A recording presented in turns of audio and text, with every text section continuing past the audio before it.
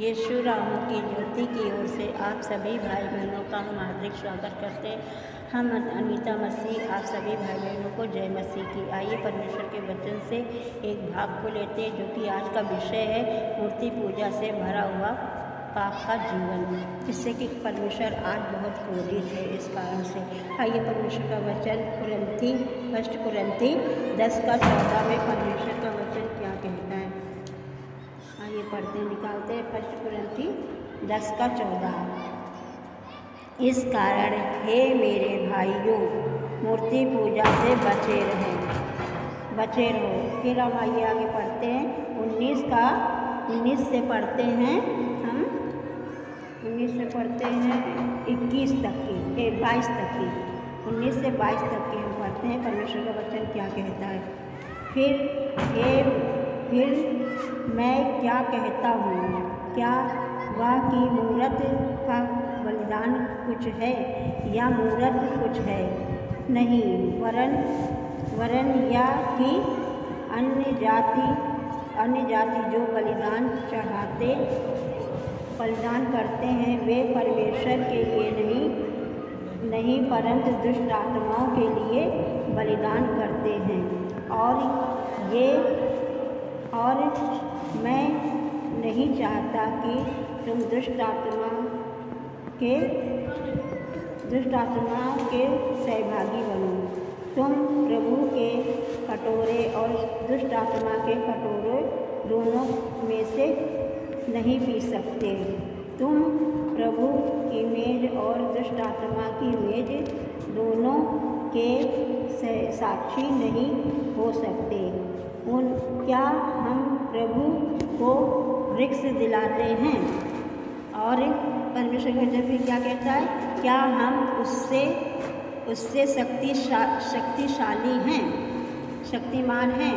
ये देखिए परमेश्वर का वचन कहता है कि हम प्रभु और दुष्ट आत्मा के मेज से नहीं खा सकते। क्योंकि हे मेरे मसीह भाई बहनों, आज परमेश्वर में भी मसीह भाई बहन बहुत से तरह का मूर्ति पूजा करते हैं, जिसके कारण आज परमेश्वर का क्रोध भड़का हुआ है। जो कि परमेश्वर हर एक से चाहता है, जो कुछ भी मैंने बनाया है तुम मेरी उपासना छोड़कर अन्य जातियों की तरह तुम भी मूर्ति पूजा करते हो। तो परमेश्वर के वचन में लिखा है कि तुम किसी प्रकार की मूर्ति नहीं पूज सकते। अगर मूर्ति पूजते हो तो तुम दुष्ट आत्मा की मेज के सहभागी बनते हो, चाहे वो यीशु मसीह की ही मूर्ति हो या क्रूस हो या फिर किसी अन्य जाति की तरह हम किसी प्रकार का मूर्ति पूजा अगर करते हैं तो हम दुष्ट आत्मा की मेज से ही खा सकते हैं। फिर हम प्रभु की मेज और दुष्ट आत्मा की मेज के सहभागी नहीं बन सकते, क्योंकि परमेश्वर पिता कहता है कि एक म्यान में 2 तलवारें नहीं रहती, तुम एक ही हो। और परमेश्वर और दुष्ट आत्मा की मेज, परमेश्वर से और दुष्ट आत्मा के मेज से तुम दोनों से नहीं खा सकते। एक से तुम बैर करोगे, एक से ही प्रेम करोगे। आइए परमेश्वर का वचन फिर एक मूर्ति पूजा को लेते हुए परमेश्वर का वचन भजन संहिता 115 में क्या कहता है। हे यहोवा, हमारी नहीं वरन अपने ही नाम की महिमा कर, अपनी करुणा और सच्चाई के निमित्त कर। जाति के लोग क्यों कहने पाए कि उनका परमेश्वर कहाँ रहा। देखिए इसमें भी परमेश्वर का वचन कहता है कि परमेश्वर ने अपनी सच्चाई और करुणा के निमित्त करा, और जाति जाति के लोग ये ना कहने पाए हम मसीहों से कि तुम्हारा परमेश्वर कहाँ रहा। फिर परमेश्वर का वचन कहता है, हमारा परमेश्वर, जब कोई हमसे पूछता है हम अपना परमेश्वर का नाम गर्व से ले सकते हैं कि हमारा परमेश्वर तो स्वर्ग में है और उसने जो चाहा वही किया। आज हम गर्व के साथ कह सकते हैं कि हमारा परमेश्वर तो स्वर्ग में रहता है और जो कुछ भी उसने बनाया, जो कुछ भी उसने चाहा, वो उसने अपनी महिमा और सच्चाई और करुणा के निमित्त किया है। आज हम अपने परमेश्वर का नाम जीवित परमेश्वर का नाम गर्व से लेकर अन्य जातियों में परमेश्वर का सुसमाचार बड़े ही नम्रपूर्वक सुना सकते हैं, और ताकि परमेश्वर का और उन लोग परमेश्वर का वचन उन तक ही पहुँचने पाए। फिर परमेश्वर का वचन क्या कहता है उन लोगों के लिए, उन लोगों अन्य जातियों के लिए परमेश्वर का वचन क्या कहता है, देखिए, उन लोगों की मूर्ति सोने चांदी की तो है, वे मनुष्य के हाथ की बनाई हुई हैं।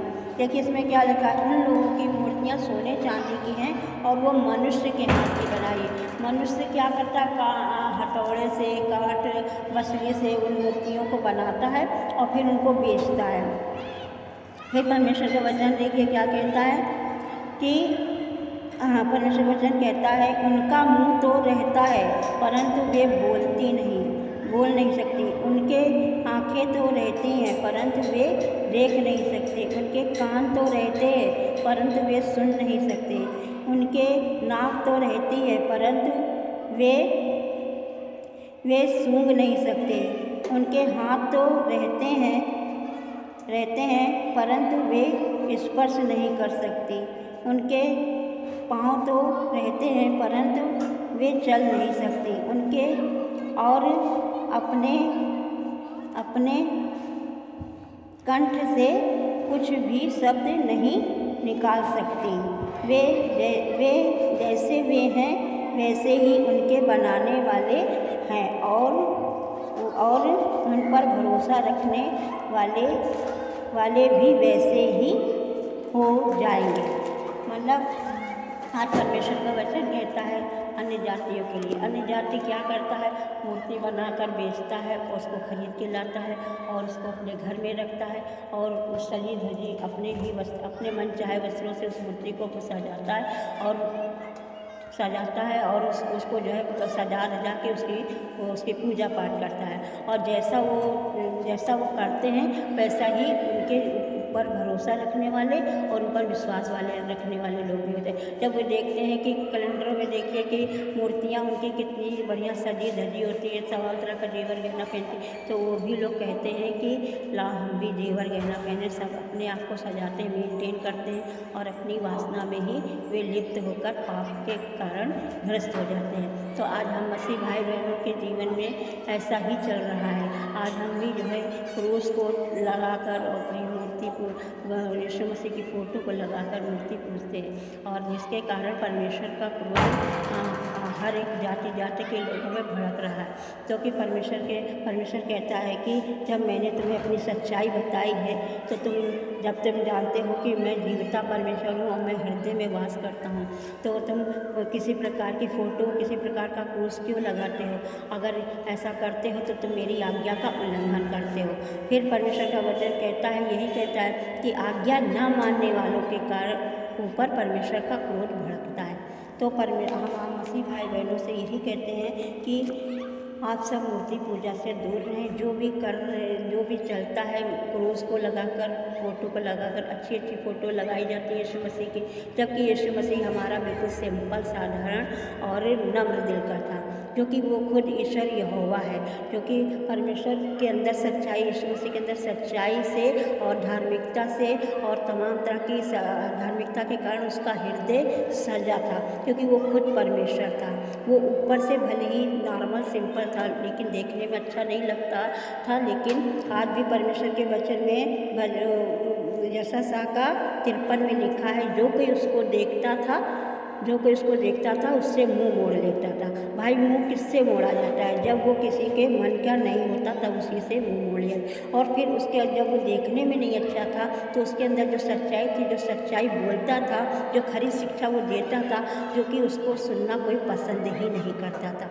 इसलिए आप देखिए हमारे मसीह भाई बहनों में बड़ी सुंदर सुंदर फ़ोटो लगाते हैं, जो कि हम अपने परमेश्वर की मूर्ति खुद नहीं बनाते, क्योंकि परमेश्वर ने हमको खुद बनाया, हम खुद उसकी रचना, वो खुद हमारा कुम्हार है, हम तो मिट्टी हैं, हम तो खुद एक पात्र हैं उसके।